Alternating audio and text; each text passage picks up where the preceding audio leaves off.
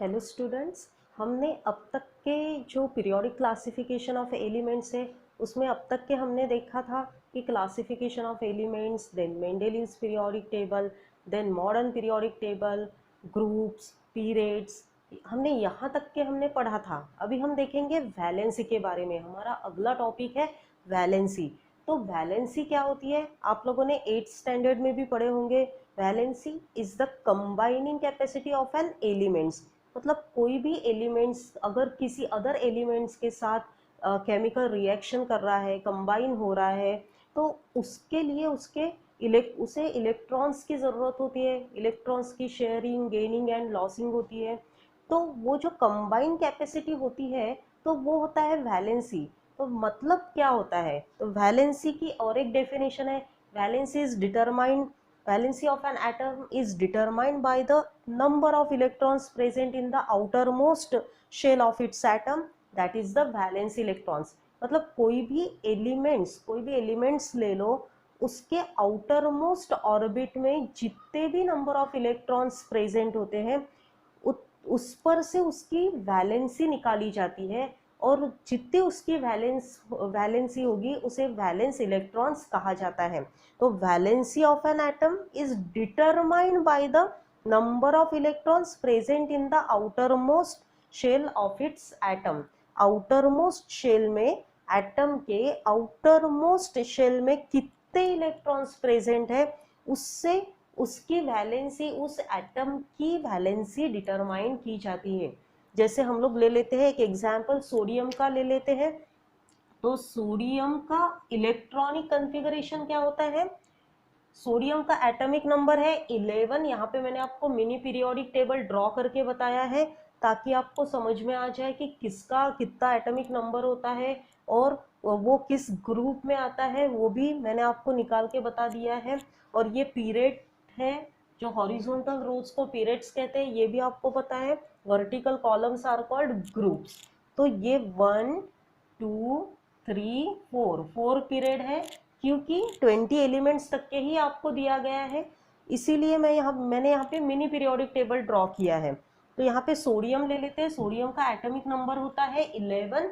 तो उसका electronic configuration क्या होगा, 281। 281 इलेक्ट्रॉनिक कॉन्फ़िगरेशन होगा।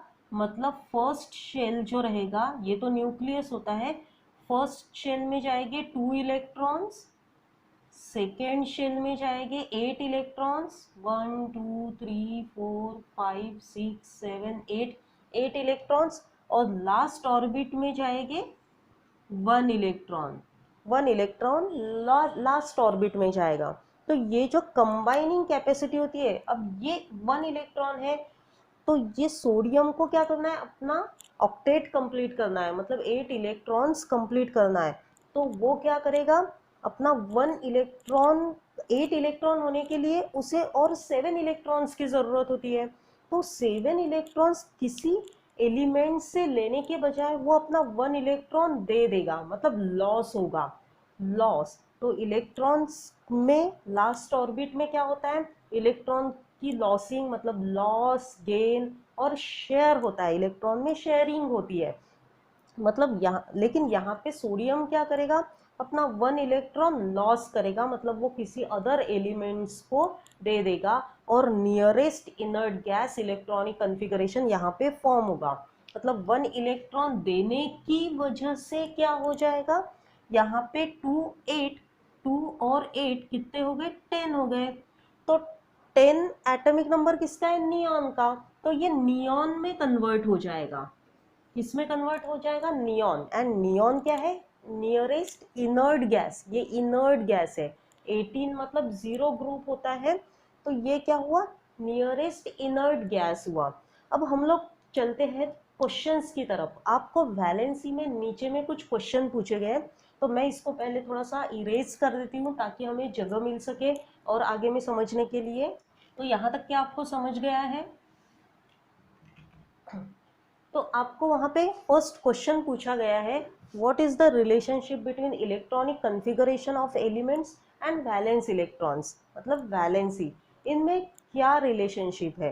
तो जो इलेक्ट्रॉनिक कन्फिगरेशन किसके लिए होता है, वैलेंसी फाइंड करने के लिए होता है। जैसे मैंने अभी आपको सोडियम का बताया था 281, ठीक है, तो ये 281 क्या है, इलेक्ट्रॉनिक कन्फिगरेशन ऑफ सोडियम।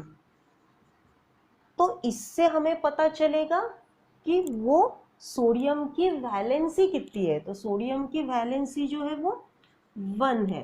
तो इसीलिए इलेक्ट्रॉनिक कन्फिगरेशन इम्पॉर्टेंट होता है, जब क्योंकि हमें पता है कि valency of an atom is determined by the number of electrons present in the outermost shell of its atom. मतलब किस एटम के आउटर मोस्ट ऑर्बिट में, जो अभी मैंने यहाँ पे ड्रॉ करके बताया था, आउटर मोस्ट ऑर्बिट ये हो गया मतलब बाहर का ऑर्बिट। तो बाहर के आउटर मोस्ट ऑर्बिट में कितने नंबर ऑफ इलेक्ट्रॉन्स प्रेजेंट है, उससे उसकी वैलेंसी डिटरमाइन की जाती है। और इलेक्ट्रॉनिक कन्फिगरेशन किसके लिए होता है, कि वैलेंसी डिटरमाइन करने के लिए, मतलब वैलेंसी पता करने के लिए कि कितने number of valence electrons present है किसी भी एटम में। और वो जो वैलेंस इलेक्ट्रॉन्स होते हैं उसका उसी में उस कभी किसी इलेक्ट्रॉन में, कभी किसी एलिमेंट्स में इलेक्ट्रॉन लॉस होता है, गेन होता है, मतलब किसी को लॉस करना पड़ता है, अपना इलेक्ट्रॉन देना पड़ता है किसी दूसरे एलिमेंट्स को, गेन मतलब लेना पड़ता है कभी कंबाइन करने के लिए, ड्यूप्लेट ऑक्टेट कंबाइन करने के लिए, तैयार करने के लिए गेन करना पड़ता है। या फिर और शेयरिंग, शेयर इलेक्ट्रॉन, या फिर शेयर करना पड़ता है, इलेक्ट्रॉन की शेयरिंग होती है। तो इसीलिए हमारा फर्स्ट क्वेश्चन क्या है, इलेक्ट्रॉनिक कन्फिगरेशन और वैलेंसी में डिफरेंस इतना ही है कि इलेक्ट्रॉनिक कन्फिगरेशन से हम जान पाते हैं कि उस एलिमेंट्स के वैलेंस शेल में कितने नंबर ऑफ इलेक्ट्रॉन्स प्रेजेंट है, जिससे उसकी वैलेंसी हम डिटरमाइन कर सके।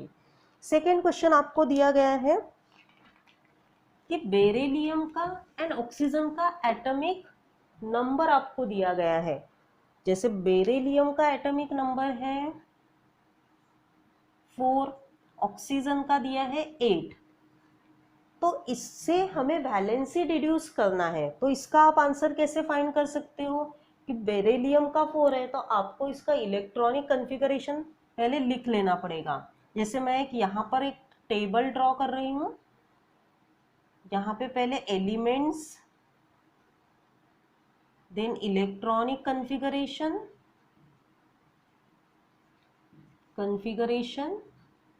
अभी आपको लिखना नहीं है, ये सब मैं आपको भेज दूंगी, इलेक्ट्रॉनिक कन्फिगरेशन एंड उसकी वैलेंसी, ठीक है। तो आप सिर्फ समझ लो पहले। तो यहाँ पे जो है बेरिलियम का 4 आपको दिया गया है एटॉमिक नंबर, और ऑक्सीजन का 8 एटॉमिक नंबर दिया गया है, ठीक है। इलेक्ट्रॉनिक कन्फिगरेशन उसका क्या होगा, 2 2, फर्स्ट ऑर्बिट में 2 इलेक्ट्रॉन्स जाएंगे, सेकेंड में 2 इलेक्ट्रॉन्स जाएंगे।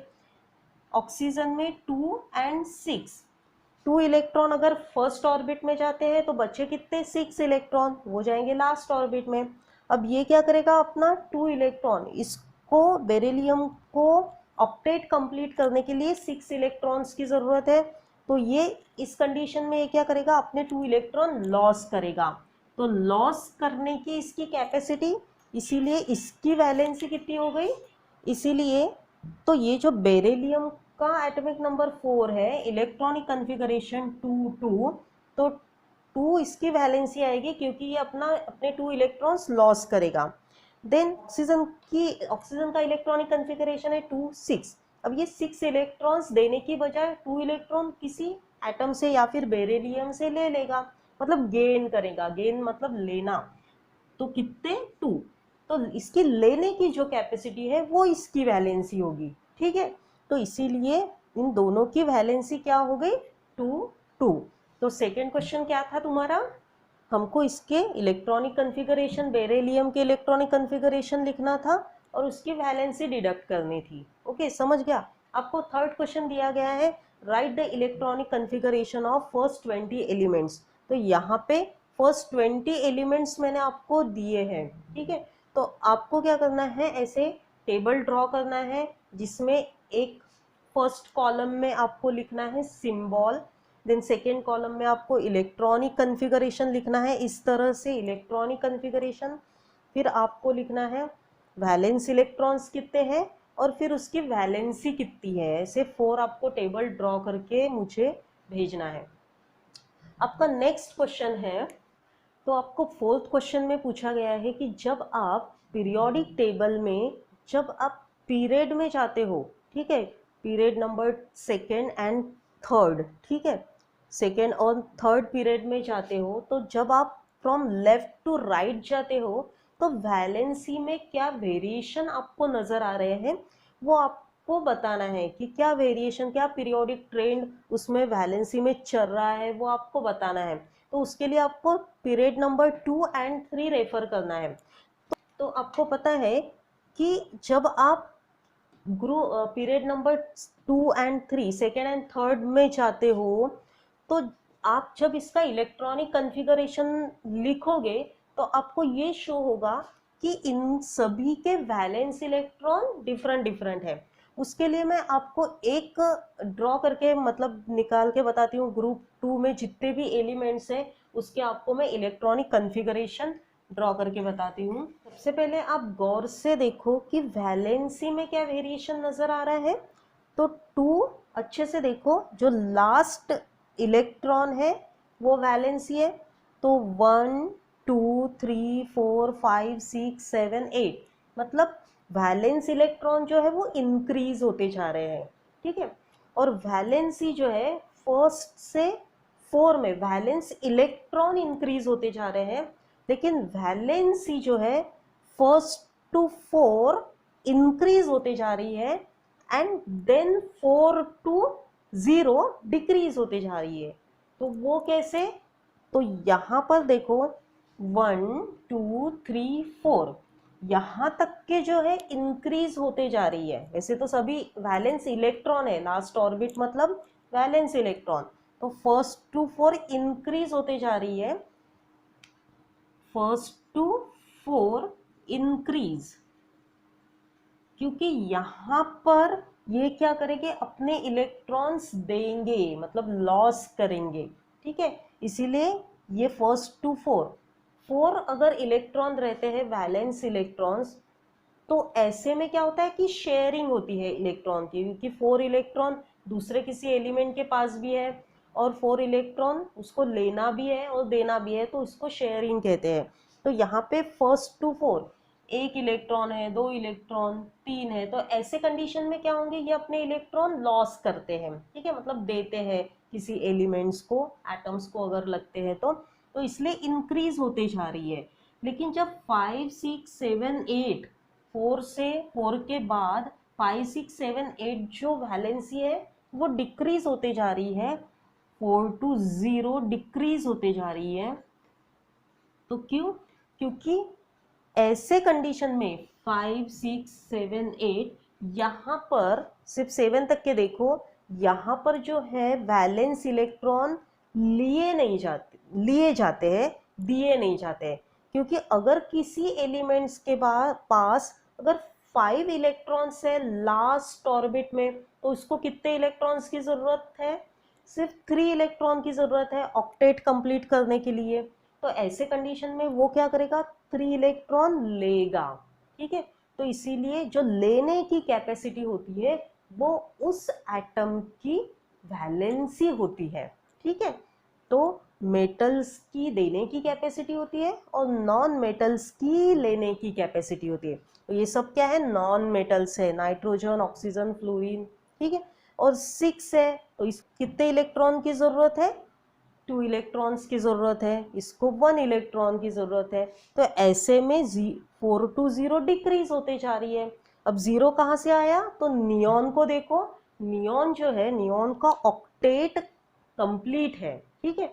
नियॉन 2 एंड 8 ड्यूप्लेट भी कंप्लीट, ऑक्टेट भी कंप्लीट। तो ऐसे इलेक्ट्रॉन्स को क्या होता है, से एलिमेंट किसी अदर एलिमेंट्स के साथ केमिकल रिएक्शन नहीं कर सकते हैं क्योंकि ऑलरेडी उनका ड्यूप्लेट एंड ऑक्टेट कंप्लीट होता है। इसीलिए ऐसे एलिमेंट्स को किस ग्रुप में डाला गया है, जीरो ग्रुप में डाला गया है, क्योंकि they are zero, they have zero valency, उनकी वैलेंसी जीरो है, उनको किसी इसकी इलेक्ट्रॉन्स की, किसी भी एटम्स की भी इलेक्ट्रॉन्स की भी जरूरत नहीं है और एटम की भी जरूरत नहीं है केमिकल रिएक्शन करने के लिए। अब आपको फिफ्थ क्वेश्चन पूछा गया है कि फिफ्थ क्वेश्चन में भी सेम वही है, लेकिन वहां पे क्या बोला गया है कि जब आप टॉप टू बॉटम जाते हो, ग्रुप में डाउन द ग्रुप जाते हो, मतलब टॉप टू बॉटम जाते हो, तो वैलेंसी में क्या वेरिएशन आपको नजर आ रहे हैं। तो यहाँ आपको दिया गया है कि ग्रुप 1, 2 एंड 18 लेके देखो और उसमें क्या वेरिएशन है वैलेंसी में वो आप देखो। तो ग्रुप 1 में जब हम जाते हैं, इनका अगर हम इलेक्ट्रॉनिक कन्फिगरेशन लिखते हैं तो हाइड्रोजन का इलेक्ट्रॉनिक कन्फिगरेशन 1, लिथियम का 2, 1, सोडियम का 2, 8, 1 एंड पोटेशियम 2, 8, 8, 1, 2, 8, 8, 1। जब आप डाउन द ग्रुप जाते हो तो आप देखते हो कि वैलेंस इलेक्ट्रॉन जो है वो सेम है, मतलब उनकी वैलेंसी क्या हो रही है, सेम हो रही है, बस नंबर ऑफ शेल जो है वो इंक्रीज होते जा रहे हैं। जैसे हम अगर लेफ्ट से राइट में जाते हैं तो नंबर ऑफ शेल सेम है, ठीक है, 2, 2, 2, 2 ही नंबर ऑफ शेल्स है, जो पीरियड नंबर है वही शेल नंबर है, ठीक है। लेकिन जैसे जैसे आप अगर डाउन द ग्रुप जाते हो, ऊपर से नीचे टॉप टू बॉटम जाते हो, तो नंबर ऑफ शेल इंक्रीज होते जाते हैं एंड बट वैलेंसी उनकी सेम है। देखो 1 वैलेंस इलेक्ट्रॉन सेम होते हैं, तो ग्रुप 1 को कहा गया है मोनोवैलेंट। तो यहाँ मैं लिख के देती हूँ, ग्रुप 1 को कहा गया है मोनोवैलेंट। मोनो मतलब 1,